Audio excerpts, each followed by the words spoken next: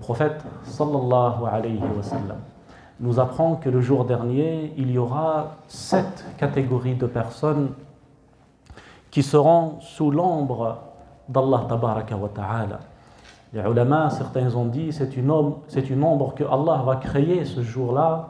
D'autres, ils ont dit que c'est l'ombre qui émane de son arsh. Et donc, parmi les 7 personnes qui seront sous cette ombre, le jour où le soleil va s'approcher, où les gens seront dans une épreuve terrible, une personne que le prophète sallallahu alayhi wa sallam a dit رَجُلٌ ذَكَرَ اللَّهَ خَالِيًا فَفَاضَتْ عَيْنَاهُ.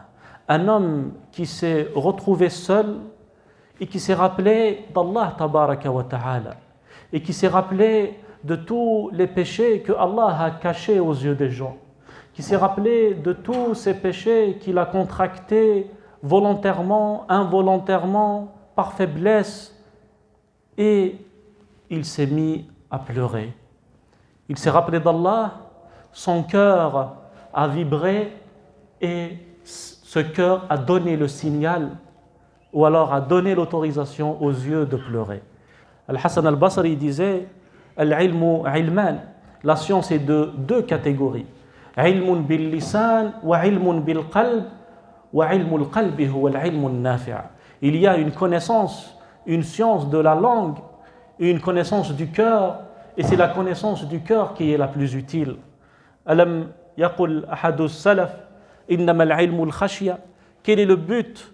Quel est le dessein? Quel est l'objectif des connaissances qu'on souhaite ou alors qu'on est en train d'apprendre? C'est d'avoir ce cœur qui vibre, ce cœur qui craint de décevoir Allah subhanahu wa ta'ala, ce cœur qui craint le jour dernier, qui craint la rencontre avec Allah. يَوْمَ لَا يَنْفَعُ مَالٌ وَلَا بَنُونَ إِلَّا مَنْ أَتَى اللَّهَ بِقَلْبٍ سَلِيمٍ.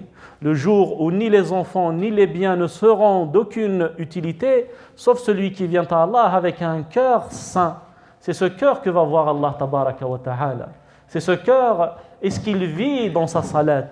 Est-ce qu'il vit dans les adorations? Est-ce qu'il vit quand il fait le dhikr? هذا هو القلب أيها الأحباب. فالأولوية إصلاح القلب. Toute la priorité des priorités, c'est de réformer ce cœur, c'est de le purifier, c'est de lui donner cette purification, cette pureté que Allah souhaite de nous, tabaraka wa ta'ala. Un homme a prié devant le prophète alayhi salatu wa salam. Il a prié tellement vite que le prophète alayhi salatu wa salam lui dit Salli fa innaka lam tusalli. Recommence ta prière car tu n'as pas prié. Et pourtant, il a fait al-qiyam, wal-ruku' wal-sujud, wal-jalsa bayna as-sajdatayn. Il a respecté tous les piliers de salat. Et pourtant, le prophète alayhi salatu salam lui a demandé de recommencer. L'homme a recommencé sa salat. Et le Nabi alayhi salam de lui dire une nouvelle fois Salli fa innaka lam tusalli. Parce que sa prière, c'était juste shakliya. Kanat salatan shakliya. Kanat riyada. C'était des iterrements, c'était des mouvements sans aucune vie. As-salatu bila khushu'in laysat bi salat. La chose la plus importante dans salat, le pilier le plus important qu'on appelle al-ruknul a'zam, c'est al-khushu'. C'est le fait de vivre sa salat, le fait de se rappeler des bienfaits d'Allah dans sa salat, de se rappeler l'au-delà dans cette salat, de se rappeler de ses excès, de se rappeler de ses défauts, de se rappeler de ses manquements, de se rappeler de tout ce qu'on a raté et qu'on a pu faire, se rappeler de nos péchés et se rappeler Si'at Rahmat Arham Ar-Rahimin tabaraka wa ta'ala. Le cœur du croyant vit ainsi. Il craint de décevoir Allah tabaraka wa ta'ala. Il craint la conséquence de ses méfaits, mais espère en son pardon. Espère en sa clémence, espère en sa miséricorde. Un homme, Nabi sallallahu alayhi wa sallam a rendu visite à un homme. فقال له كيف تجدك? Comment te sens-tu? Il dit Ya Rasulallah, inni akhsha dhunubi wa arju rahmata rabbi. Je crains mes péchés, je crains toutes les fautes que j'ai contractées, mais en même temps, j'espère le pardon d'Allah subhanahu wa ta'ala.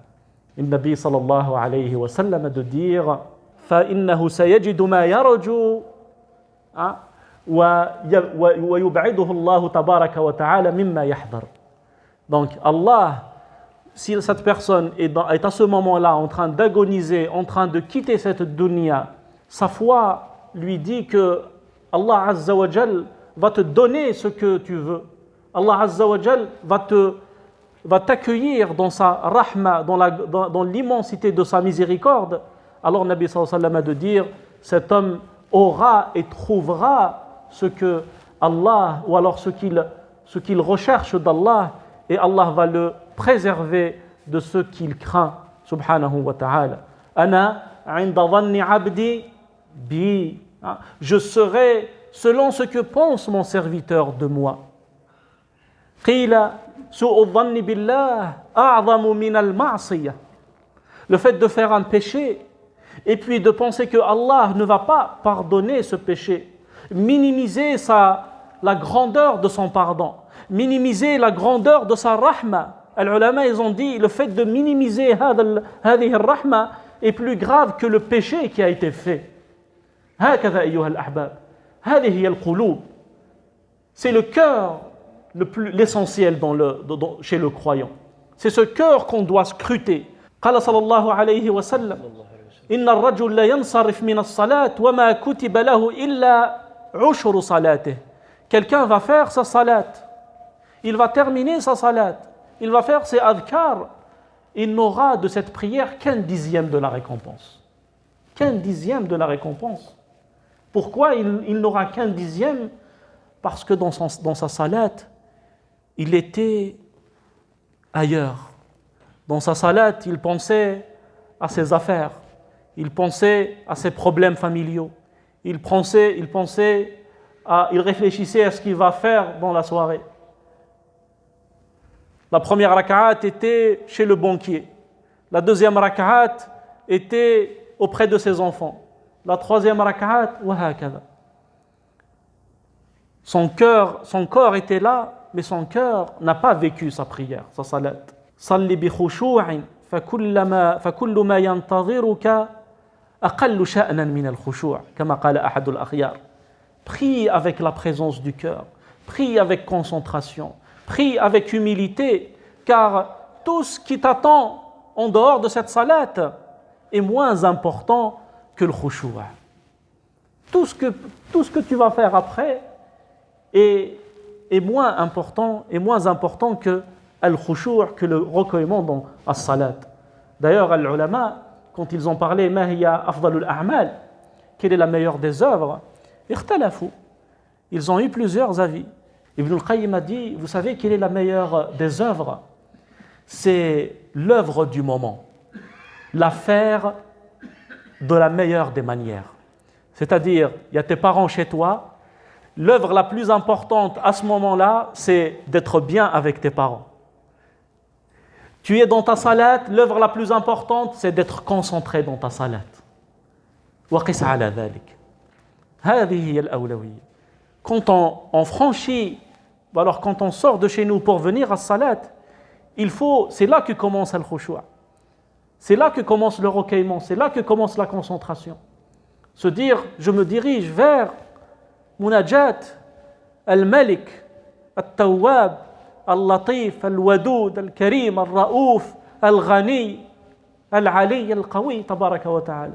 On s'apprête à retrouver notre Créateur, subhanahu jalla fi'ula.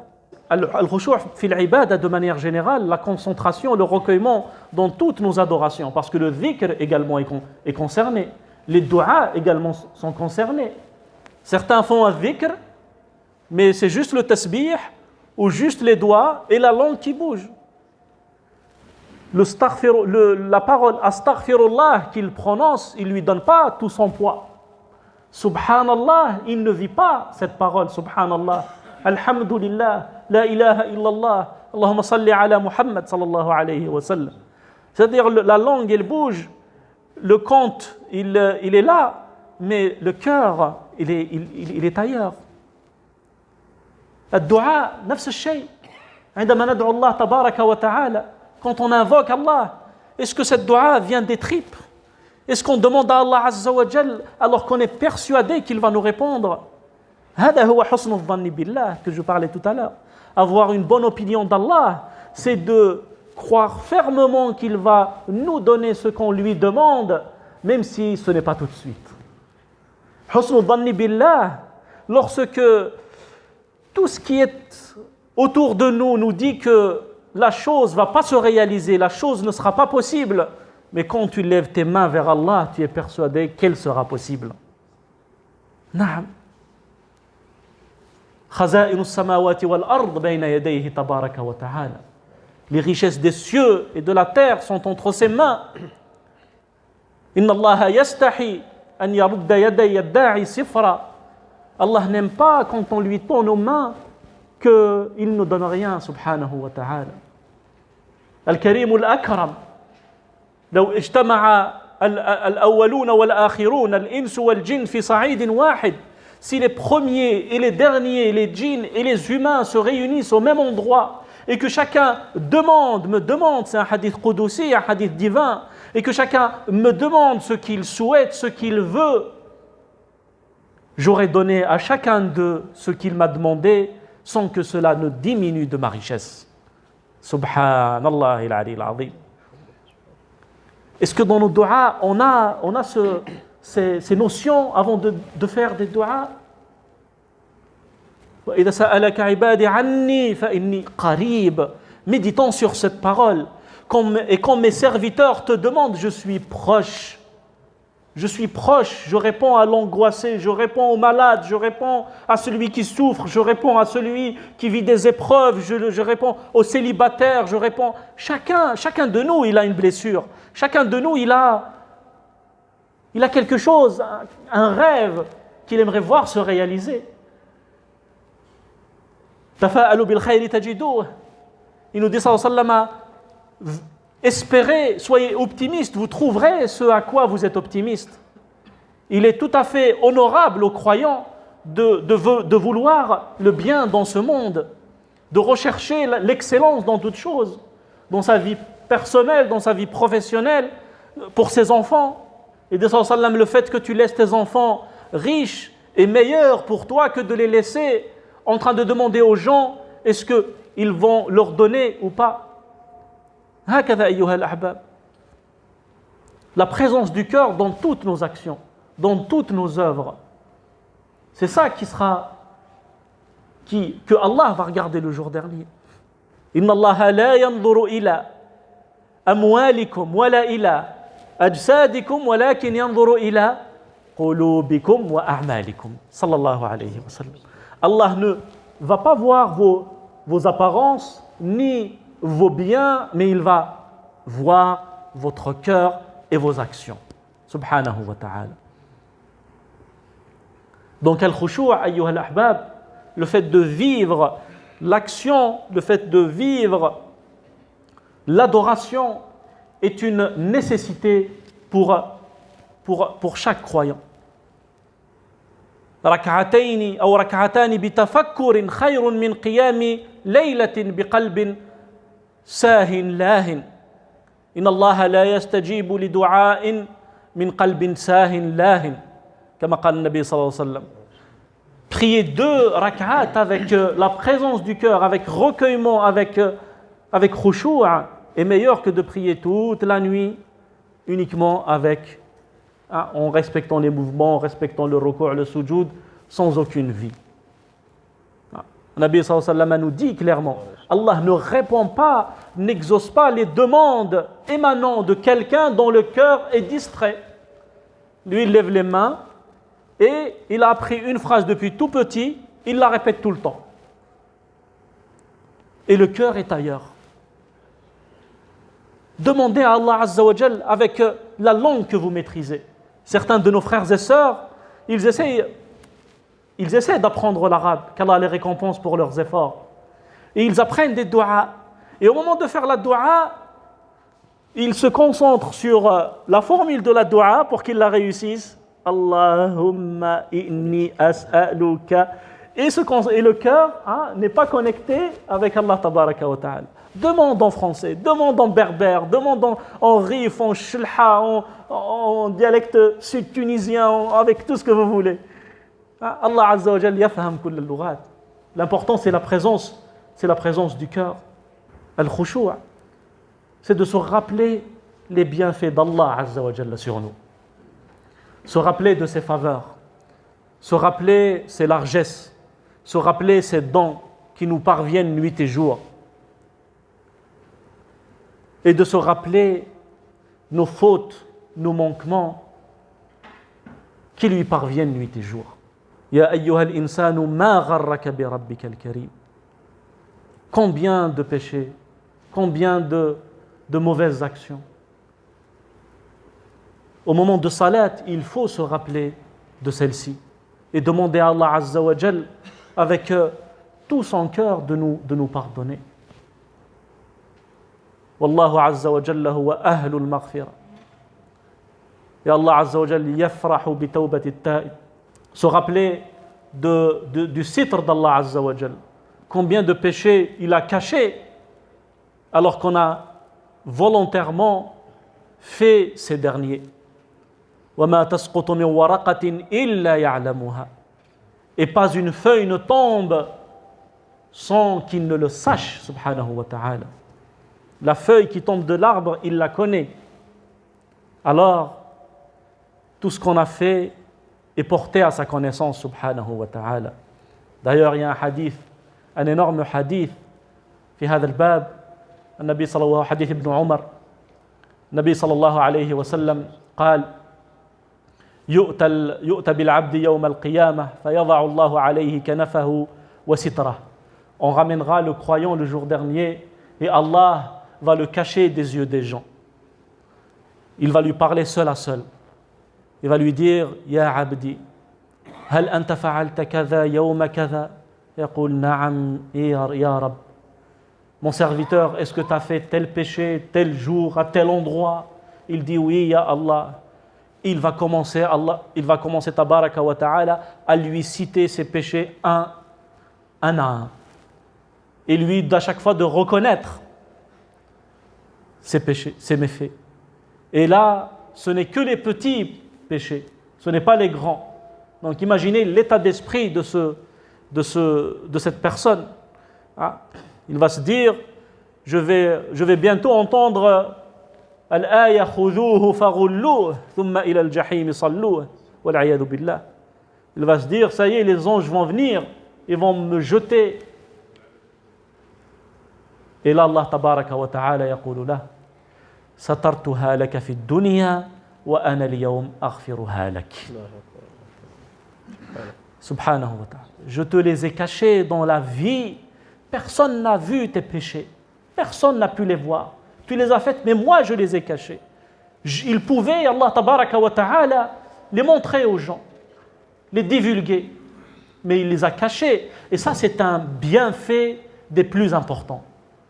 Wallahi, si ce n'est pas ce bienfait, personne n'aurait côtoyé quelqu'un d'autre. Imaginez un écran au-dessus de nos épaules qui va rediffuser notre journée, rediffuser notre quotidien. Wallahi, personne ne va rester avec les autres. Par haya'an min al-nas. Car il a honte.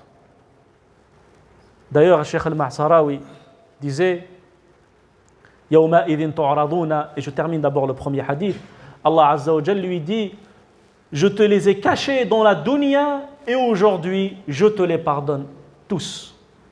Yawma idhin tu'radun la takhfa minkum khafiya. Il disait, Cheikh, hafidhahullah, il est encore vivant, c'est un spécialiste du Coran. Il disait, ce jour-là, le verset, ce jour-là, vous serez exposés et rien de ce que vous avez fait ne sera caché. Il disait, si votre vie était un film, si notre vie, chaque jour est un épisode, et le jour dernier, ces épisodes vont former un film. Il dit, est-ce que ce film, composé des épisodes de notre vie, est-ce qu'on a le courage, est-ce qu'on peut le voir avec notre famille, avec nos proches, avec nos parents. Un film avec tout le détail de notre vie, avec ce qu'on a fait seul, ce qu'on a fait avec les gens, notre comportement avec notre épouse, nos enfants, tout le détail y est inscrit, ou alors y est diffusé. Il disait, si la réponse est non, alors améliore ce film. Améliore-le en demandant à Allah Azza wa Jal le pardon de pour ce qui est passé et de faire les bonnes œuvres de ce qui reste. Naam. At-ta'ibu min adh-dhanbi kaman la dhanba lah. Celui qui se repent d'un péché, c'est comme s'il n'a aucun péché. Wa an-nadamu tauba. Et le regret est un repentir. Une larme de regret efface un océan de péché. Le fait de regretter, là déjà, on a ouvert les portes du repentir. الندم أيها الأحباب الندم على ما فات الندم على التقصير في الطاعات الإصرار في المعصية الإدبار عن الله. Le fait d'avoir négligé les bonnes choses, le fait d'avoir contracté des mauvaises, le fait de ne pas être, qu'on ne s'est pas montré reconnaissant vis-à-vis d'Allah tabaraka wa ta'ala. أشد أنواع الفراق أن يفارق الخشوع القلب. La séparation la plus dure, c'est lorsque le recueillement, la concentration quitte le cœur. Alors, tout le quotidien du croyant va devenir une routine. Tout le quotidien du croyant va devenir une routine. Certains se plaignent, je ne ressens aucune saveur quand je prie. Quand je prie, il n'y a pas de goût. Quand je donne sadaqa, avant, j'étais heureux de voir le sourire de mon prochain. Et maintenant, je ressens plus rien. لأن القلب قسى, parce que le cœur s'est endurci. من صام رمضان إيمانا واحتسابا غفر له ما تقدم من ذنبه. اللهم بلغنا رمضان. Il y a ce hadith qui m'est revenu.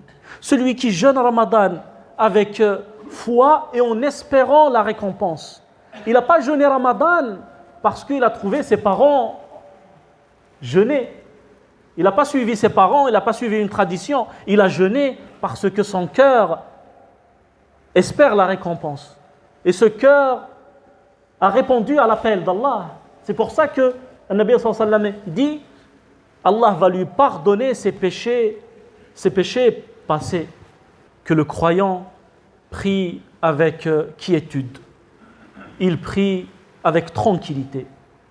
Il prie avec apaisement. Le stress, il faut le laisser à la porte de la mosquée. À la porte de votre musalla. Chez vous, quand vous mettez le tapis, laissez tout derrière vous. D'ailleurs, les ulama, quand ils ont expliqué Takbirat al-Ihram, pourquoi Takbirat al-Ihram on fait comme ça, Allahu Akbar.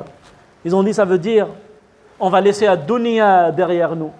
On va laisser nos soucis, nos problèmes, nos préoccupations, nos projets, et pour dire Allahu Akbar, Allah est le plus grand. Et venir à Allah Azza wa Jal. Venir lui raconter nos peines, venir lui parler de nos problèmes, venir lui parler de cette solitude parce qu'on s'est éloigné des bonnes actions, parce qu'on s'est éloigné du bien qu'il nous a demandé de faire. C'est ça, as-salat, ayyuha al-ahbab. An yakuna al-muslimu murtahan, arihna biha, ya Bilal. Allahumma salli wa sallim ala Sayyidina Muhammad. Le prophète sallallahu alayhi wa sallam disait à Bilal, Bilal, réconforte-nous avec la prière. Fais l'appel à la prière, comme ça on va être réconforté. Comme ça on va avoir un moment de répit, un moment de quiétude. هكذا أحب الصلاة وهكذا عاشوا مع النبي صلى الله عليه وسلم. D'ailleurs Bilal, quand il partit à la mort du prophète sallallahu alayhi wa sallam, il est parti vivre en Syrie. Pourquoi ? Parce que tout ce qu'il y avait à Médine lui rappelait le prophète alayhi salatu wassalam. Les murs de Médine, le marché, la mosquée, tout lui rappelait le prophète sallallahu alayhi wa sallam. Et leur cœur était... Ils aimaient un Nabi sallallahu alayhi wa sallam. Alors, il n'a pas supporté, il est parti vivre en Syrie, alors en Jordanie, en Palestine, à Sham. Un jour, il a vu dans son sommeil, le Nabi sallallahu alayhi wa sallam lui dire « Ta'ala zurna ya Bilal, viens nous rendre visite ». Il a rêvé du prophète alayhi salatu wassalam, lui dire « Viens nous rendre visite ». Et le prophète alayhi sallam est enterré à Médine. Et donc, il est venu voir le Nabi sallallahu alayhi wa sallam. Et quand il est arrivé, les compagnons l'ont accueilli, ils étaient contents de le revoir. Et Abu Bakr, qui était calife, lui dit « Adhin ya Bilal ». Fais l'adhan, comme ça on va se rappeler de ces moments qu'on a passés avec le prophète sallallahu alayhi wa sallam. Et Bilal de dire, je ne pourrai pas. Je ne pourrai pas parce que du vivant du prophète alayhi salatu wa sallam, je faisais l'adhan et puis je partais devant sa pièce qui était à côté, collée à la mosquée, et lui dire, as-salatu ya Rasulallah, as-salatu ya Rasulallah. Et je lui ai rappelé que c'était le moment que l'adhan a été fait et que c'est bientôt l'heure de salat. Il lui dit aujourd'hui, si je fais l'adhan, vers qui vais-je me diriger? Vers qui vais-je dire salat, c'est l'heure de salat? Vous voyez l'amour qu'ils avaient du prophète alayhi salatu wassalam. وهذا طبعا حب الرسول عليه الصلاة والسلام من أعمال القلب كالخشوع. C'est une action du cœur, tout comme le recueillement. Aimer Allah tabaraka wa ta'ala, aimer le prophète alayhi salatu wassalam, aimer ses frères et sœurs, aimer les gens, vouloir le bien aux autres, du bien aux autres. Hein? Un poète disait وعلمنا, parlons du prophète alayhi salatu wassalam, وعلمنا أن الحب وردة إن لم تسقى أو وعلمنا أن الإيمان وردة إن لم تسقى بماء الحب تذبل. Il nous a appris sallallahu alayhi wa sallam que la foi est comme une rose. Si cette rose n'est pas abreuvée par l'eau de l'amour, cette rose va faner. En islam, il n'y a rien qui fonctionne sans amour. Celui qui n'a pas compris cette notion n'a rien compris de sa religion.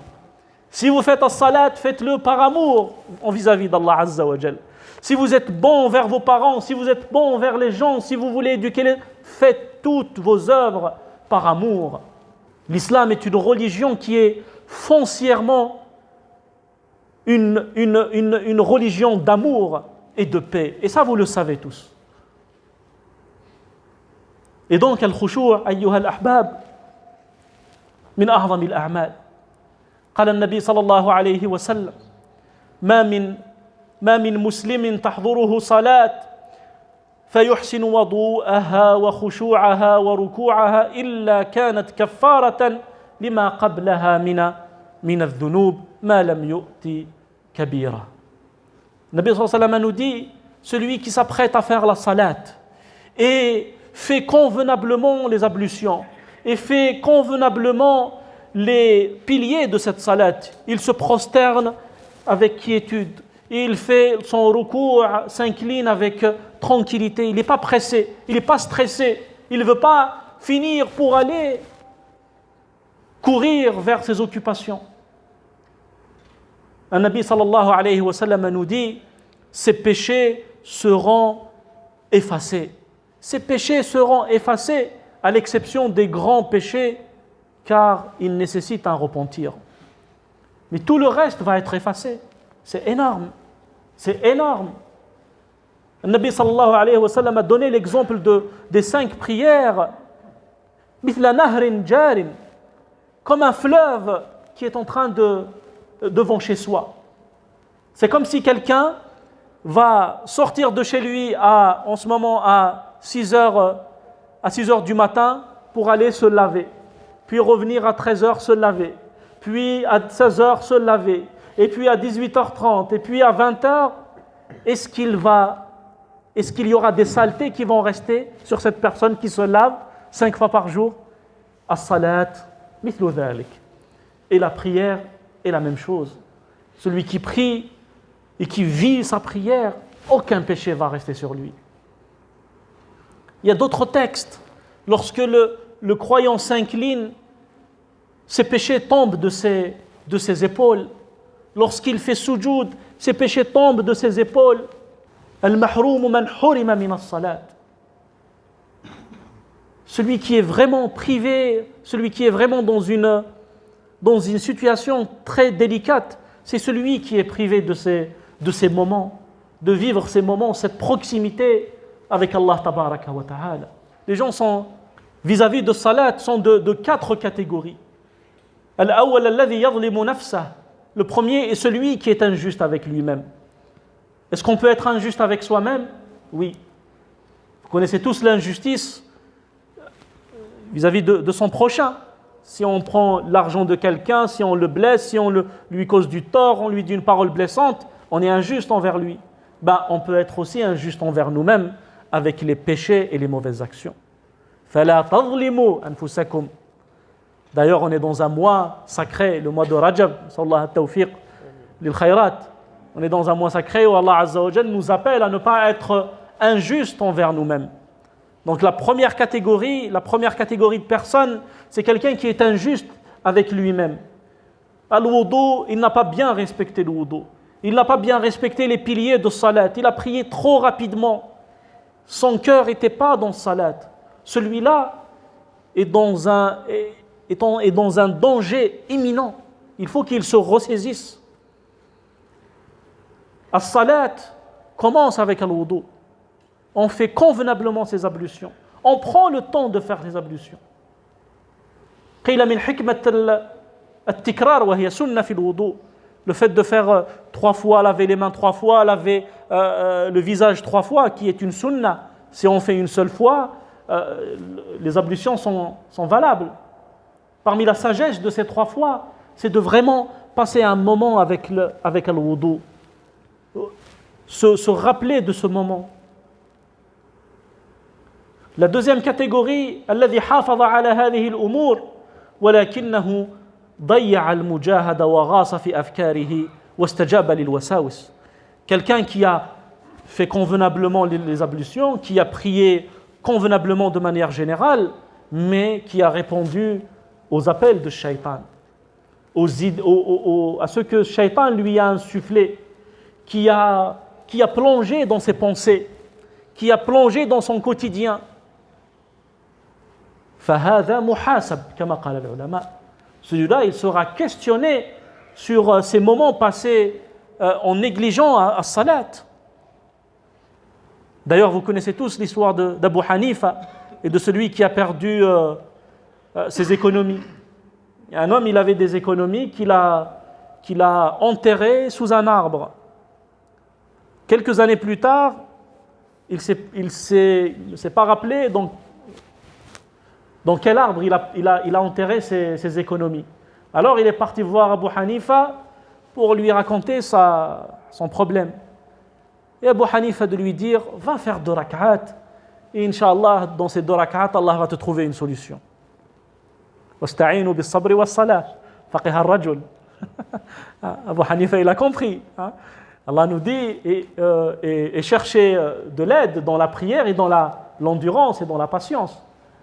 Et donc, l'homme, il a fait le takbir, il a commencé le Fatiha, et tout de suite, il a couru. Il a quitté sa salat, il est parti. Et Abu Hanifa de dire, là c'est bon, il vient de se rappeler où est-ce qu'il a caché. Pourquoi? Parce que Shaitan est venu, pour qu'il soit distrait dans sa salat, pour qu'il ne soit plus concentré. Alors, voilà, quitte à lui donner l'endroit où il a caché ses économies. Est-ce que c'est difficile d'être concentré dans sa salat? Oui, c'est difficile.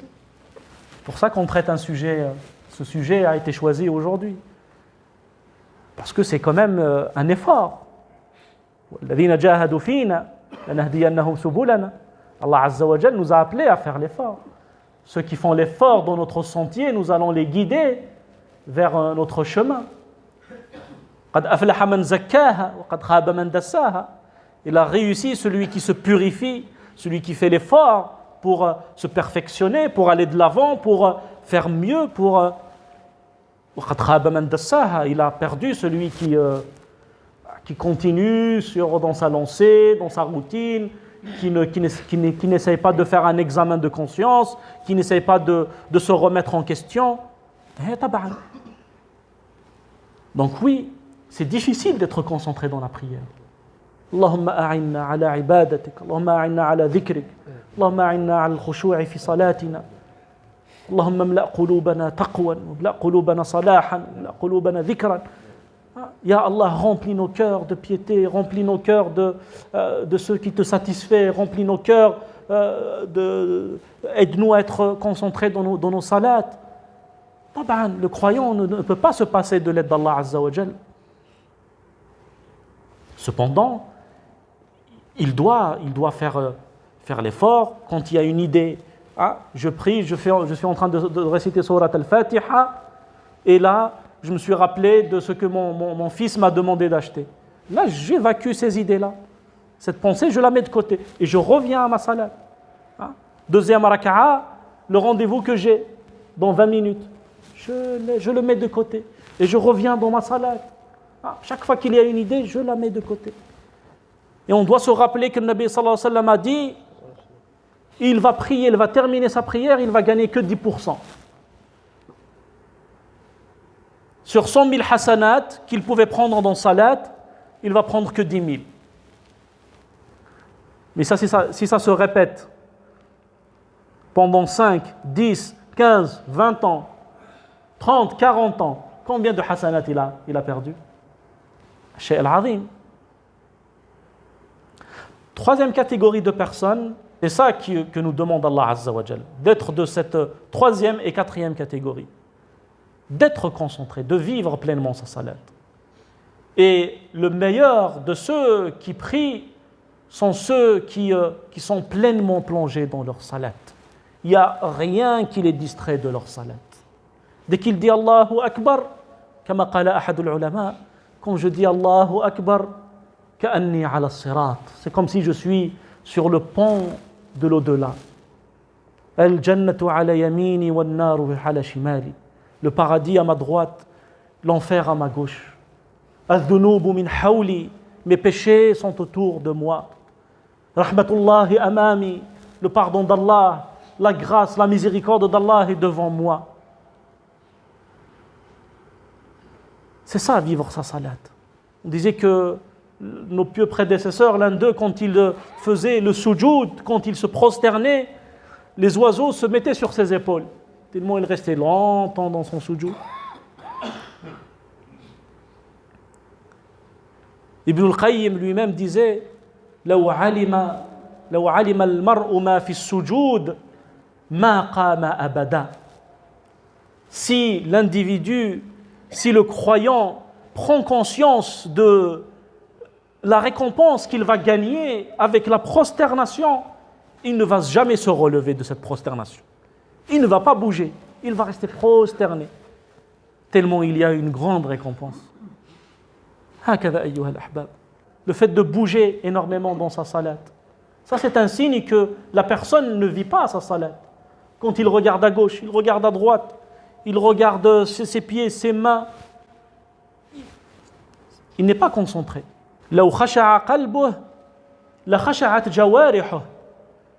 L'un de nos savants a vu quelqu'un prier et bouger énormément. Il lui dit, si son cœur était pleinement dans sa prière, eh bien ses mains, ses pieds, sa tête, son visage n'auraient pas bougé autant.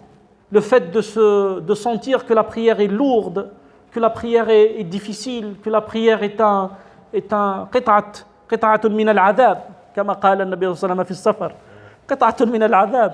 On vient prier, c'est une souffrance.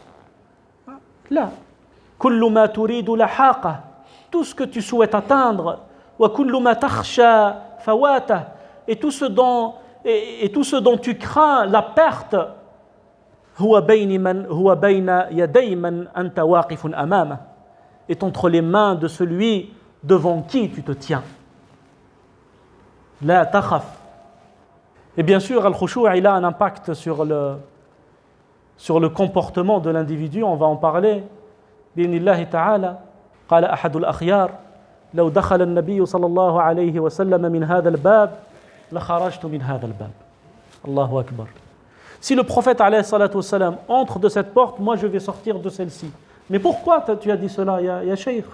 Il dit parce que le Nabi sallallahu alayhi wa sallam a tant souffert pour nous, a tant sacrifié pour nous, a tant donné pour nous, et nous, on n'a rien pris de ce message.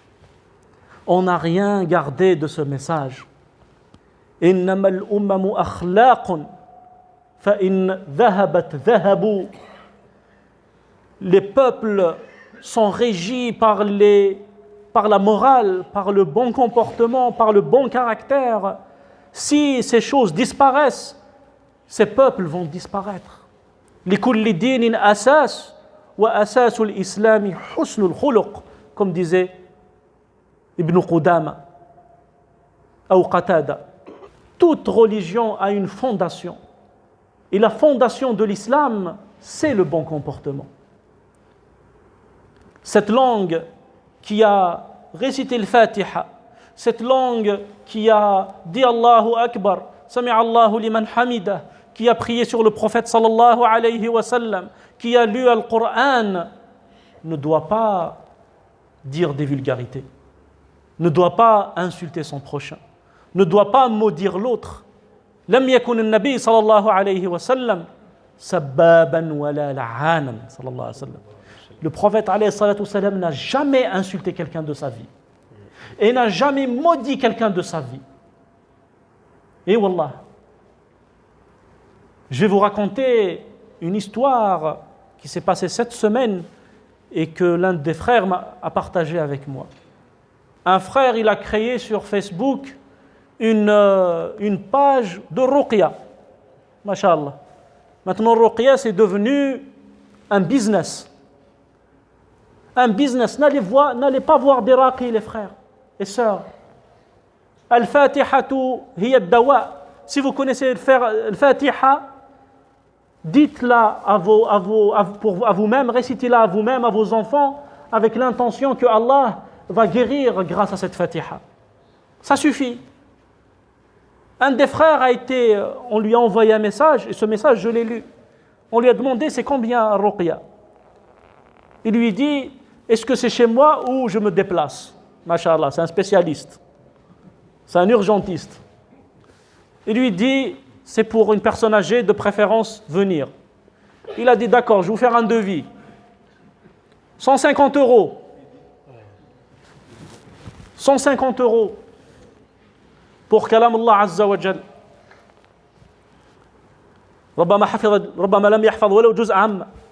Et donc, la personne lui dit, mais c'est trop cher. Tout à fait normal. Mais c'est trop cher, c'est un prix élevé. On vous rembourse les frais de transport, on vous rembourse les de déplacement, il n'y a pas de problème. Mais pourquoi autant? Il lui dit, ne me parlez pas comme ça, j'accepte pas ces paroles. Et bien qu'Allah Azza wa Jal ne te guérit pas.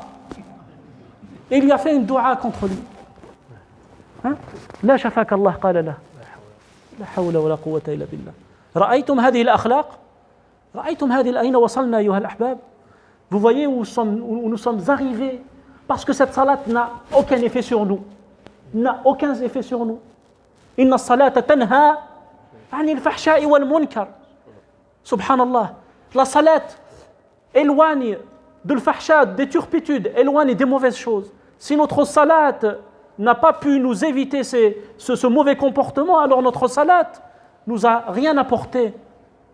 On doit s'interroger de nouveau de notre rapport avec la salat, de notre rapport avec Allah tabaraka wa ta'ala. Il n'y a pas de mensonge blanc ou de mensonge noir en islam. Tout le mensonge est interdit. On ne ment pas, ayyuha al-ahbab. Alladhi yaskhar min ikhwanih, celui qui se moque de ses frères, qui se moque de tout le monde.